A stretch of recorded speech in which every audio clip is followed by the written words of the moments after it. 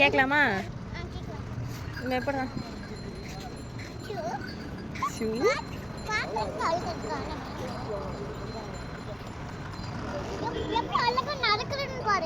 ஆமாம்.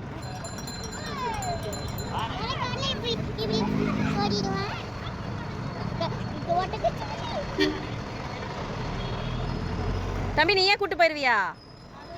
அந்த அண்ணா தான் வரணுமா? தம்பி ஒரு ரவுண்ட் வேணும்.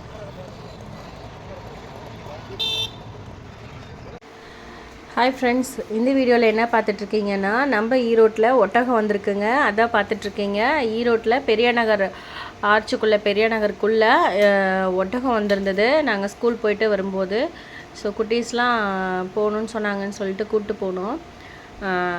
ஒரே ஒரு இந்த கடைசியிலேருந்து அந்த கடைசி வரைக்கும் ஒரே ஒரு ரோடு மட்டும்தான். ஒரே ரோட்டில் இந்த கடைசியில் அந்த கடைசி ஒரு 100 மீட்ரு இருக்கும், 100-150 மீட்ரு தான் இருக்கும். அதுக்குள்ளே தான் கூட்டிகிட்டு போயிட்டு வராங்க. 100 ருபீஸ் வாங்குகிறாங்க.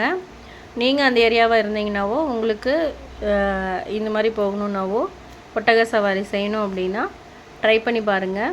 100 ருபீஸ்க்கு ஒரு 10 மினிட்ஸ் வந்து சவாரி கூட்டிகிட்டு போனாங்க.